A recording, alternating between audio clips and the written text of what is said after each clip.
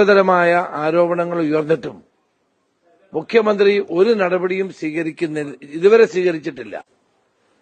ഇത് വ്യക്തിപരമായ ഒരു കാര്യമോ കുടുംബകാര്യമായി മാത്രം നമുക്കതിനെ കുറച്ച് കാണാൻ കഴിയില്ല.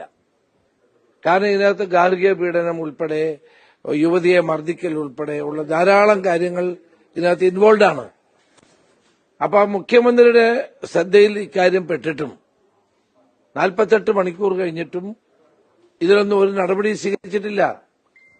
അപ്പൊ ഞങ്ങളെല്ലാം ഒത്തുതീർപ്പായി എന്ന് പറഞ്ഞ് അവസാനിപ്പിക്കാൻ കഴിയുമോ? കേരളത്തിന്റെ ഒരു മന്ത്രിയല്ലേ, നിങ്ങൾക്ക് ധാർമ്മികമായ നിലപാടുകൾ സ്വീകരിക്കാൻ ബാധ്യസ്ഥനായ മുഖ്യമന്ത്രി, നിയമപരമായ നടപടികൾ സ്വീകരിക്കാൻ ബാധ്യസ്ഥനായ മുഖ്യമന്ത്രി ഇത്തരം ഒരു നിലപാട് സ്വീകരിക്കുന്നത് തികച്ചും അധാർമികവും നിയമവിരുദ്ധവുമായ കാര്യമാണ്. അതാണ് നമുക്ക് അറിയേണ്ടതായിട്ടുള്ളത്. അല്ലാണ്ട് അവർ തമ്മിൽ സംസാരിച്ച് ഞങ്ങൾ പ്രശ്നം തീർത്തു എന്ന് പറയുന്നത് കൊണ്ട് തീരുന്ന ഒരു കാര്യമല്ല ഇത്.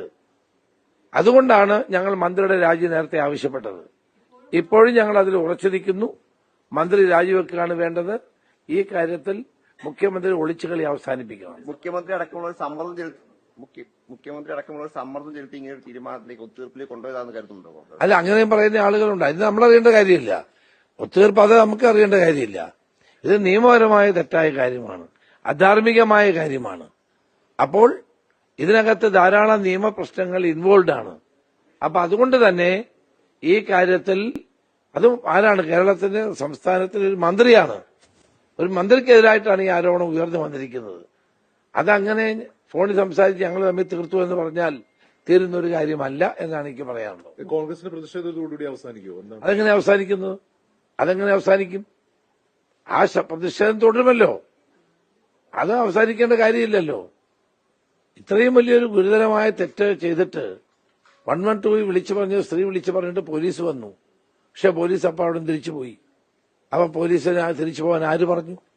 ഇത്തരം നിരവധി കാര്യങ്ങൾ ഇവിടെ ഉത്തരം കണ്ടെത്തേണ്ട കാര്യങ്ങളല്ലേ ഉള്ളത്. അല്ല, അതാണ് ഞാൻ പറഞ്ഞത്. ഒരു ഗവൺമെന്റ് ഉദ്യോഗസ്ഥ ഇത്തരം ഒരു ഈ രീതിയിൽ ഒരു അവിഹിത ബന്ധത്തിൽ കൂട്ടുനിൽക്കുന്ന നിയമപരമായിട്ടൊരു പ്രശ്നം തന്നെ. അതല്ല ഇതിനകത്ത്. അത് ഞാൻ പറഞ്ഞു, ധാരാളം നിയമപ്രശ്നങ്ങൾ ഈ കാര്യത്തിൽ ഉൾപ്പെട്ടിരിക്കുകയാണ്. അത് ഞങ്ങൾ തമ്മിൽ സംസാരിച്ച് തീർത്തു എന്ന് പറഞ്ഞാൽ തീരുന്ന ഒരു കാര്യമല്ല. അതിപ്പോ അവർ വ്യക്തിപരമായ കാര്യം. അതിൽ അന്തർലീനമായിട്ടുള്ള നിയമപരവും ധാർമ്മികവുമായ കാര്യങ്ങൾ കേരള സമൂഹം ചർച്ച ചെയ്യുന്ന വിഷയമല്ലേ. സംസ്ഥാനത്തെ ഒരു മന്ത്രിയല്ലേ, അങ്ങനെ കേസ് ജയിച്ചു മായ്ച്ചു കളയാൻ കഴിയുമോ? ഈ സാറേ, ഇപ്പൊ ഇതിന് തൊട്ട് മുമ്പ് ഇപ്പൊ മാങ്കൂട്ടത്തിന്റെ ഒരു കേസിലാണെങ്കിലും പരാതി മുഖ്യമന്ത്രി തന്നെ എഴുതി വാങ്ങുന്ന ഒരു സിസ്റ്റം ഉണ്ടായിരുന്നു. അപ്പൊ വിദേശത്തുനിന്നടക്കം പരാതി മുഖ്യമന്ത്രി തന്നെ സ്വീകരിച്ച് നടപടിയെടുത്തു എന്നുള്ളതാണ്. ഇക്കാര്യത്തിൽ എല്ലാം ഇടതുപക്ഷ മുന്നണിയും ഗവൺമെന്റും മറുപടി പറയേണ്ട കാര്യമാണ്. ഇവരൊക്കെ ഇത്രയും കാലം പറഞ്ഞിരുന്നതിന് വ്യത്യസ്തമായ നിലപാട് ഇവിടെ എടുക്കുകയല്ലേ. ഏതായാലും മുഖ്യമന്ത്രി എന്താ ചെയ്യുന്നത് നമുക്ക് നോക്കാം.